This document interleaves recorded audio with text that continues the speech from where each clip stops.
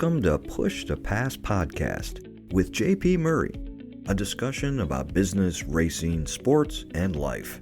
This podcast delivers insights on what makes businesses, teams, and people successful based on real-life business experiences. Following a career with America's largest associations, JP Murray founded the Murray Company, one of Washington, D.C.'s most successful consulting firms. The company was acquired successfully and enabled him to launch JP Murray Racing, a business development and sponsorship agency for auto racing teams. Here is JP. Hello and welcome. Thank you for joining me on this episode. If you read about business, follow gurus, listen to podcasts like this one, sometimes we can start to think that there are extremes, few extremes, winning and losing, profits and losses, entrenched columns of victory and defeat. But you know what? Business life isn't like that at all. Some days you own it, some days it owns you. And I think there's an important recognition today that growth isn't a vertical line. It's up and down and it's all around. You know, I heard someone talk about this. It's like a vine on a tree. It's going all over the place. And everyone has stages. Sometimes I can be super critical because I judge myself on one line, up. And if it's not going up, then I get into kind of bad behavior and judgment and just down. So I want to encourage you at a time when there is misfortune, poor behavior, bad qualities readily on display, that it isn't always that way, that there are victories, there are super people, there are good colleagues, there are fantastic leaders that make it all worthwhile. Sometimes it just takes more work to find these victories. I believe that you and good will win in the end. It is prophecy, and I believe it, and I have faith in it. And one way to keep the trajectory in the right direction is to recognize your strengths and to exploit them. Take your superpower, become familiar with it, and do it more. Marcus Buckingham, in his book, First Manage Your Strengths, talks about this a lot. He discusses the bias of management to spend most of our time on employee feedback that's being critical. Think about those year-end reviews. They talk about the things that you don't excel at, the goals that you miss. They often evaluate the things you didn't do well rather than talking about your strengths, your superpowers, and doubling down on those. And I think if we can be very intentional, we should leverage the strengths that you're good at. You're likely to enjoy those things. You're likely to be very good at it. Why don't we spend most time on that? I'll reflect on this a little bit from my own perspective. I like engaging people. I enjoy developing content. Hey, I do this podcast. I've done almost 400 of these things, videos and whatever it is. But man, I really like doing it. I look at the landscape and develop strategy. I'm kind of a big picture person. I like change and new things. So I try to position my work into those areas. And I want you to kind of have the same reflection. They're not going to be like mine. My superpowers, if you think about us as a part of the Justice League of America, okay, different superheroes had strengths that were unlike the others. So I try to position my work into the areas where I'm strong, and I want you to do the same. I leave the details, the organization, the numbers, frankly, to other people when I have the chance.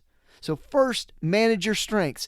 80% of the time on that, 20% minimizing or improving the shortcomings that I know you're familiar with and that you do have. Always tweak those, but don't spend so much time on them because they're never going to be our superpower. Now, I'd like to tell you about the characteristics, strengths, and superpowers of best-in-class chief executives that I've been around.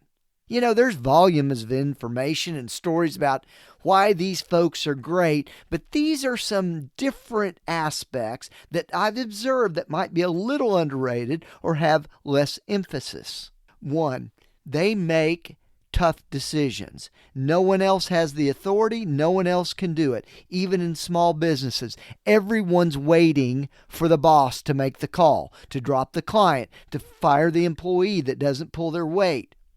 That is absolutely critical, and no one else will do it. Large organizations and small organizations, the best leaders make the tough decisions. The easy ones you can give to anybody to do. The other thing, they're the number one salesperson in that company. They have a role in steering the wheel of revenue. Even if they're not directly responsible, they are out there cultivating, helping, growing the business, and it is a priority of them. Some CEOs, after time, start to take their eye off the ball and they don't pay attention to it anymore. And I think the organization suffers. So you're the number one salesperson is a trait of the very best leaders. And number 3, these leaders stick up for the staff. Frankly, some customers are jerks. And they aren't jerks to you because you're the CEO, you're the important person, you're the leader, you're the president. But I'm telling you, behind your back, they're dismissive, they are rude to your team, they treat them poorly. That is the worst. And I tell you something, I wasn't very good at this for a very long time because I'm like, oh no, you know what? He's a pretty good guy. She's nice to me.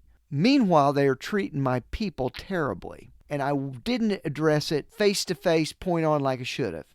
But your people deserve it, and they will thank you forever. They will be indebted and grateful, and they will always work on your behalf. The other way to think about this as well is, if you're the number one salesperson, a lot of these projects that the customers are jerks about are deals that you brought to them. These are the deals that you brought to your staff, so you owe it to them to kind of take some of the grief and take some of the hard knocks that may come with it. These are characteristics of greatness. They are superpowers, often overlooked, and I think you can do all of these a little bit with a certain amount of attention, certain amount of action. These 3 strengths can be yours as well.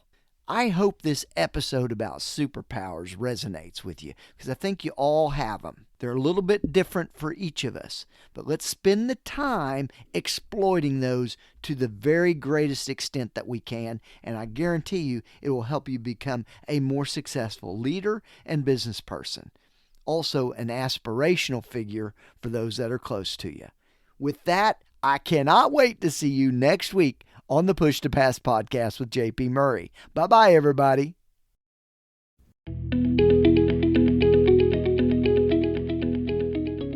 Thank you for listening to the Push to Pass podcast with JP Murray, a discussion about business, racing, sports, and life. If you would like to sponsor Push to Pass, send an email to jp@jpmurray.com. Follow JP on Twitter, LinkedIn, Facebook, and YouTube.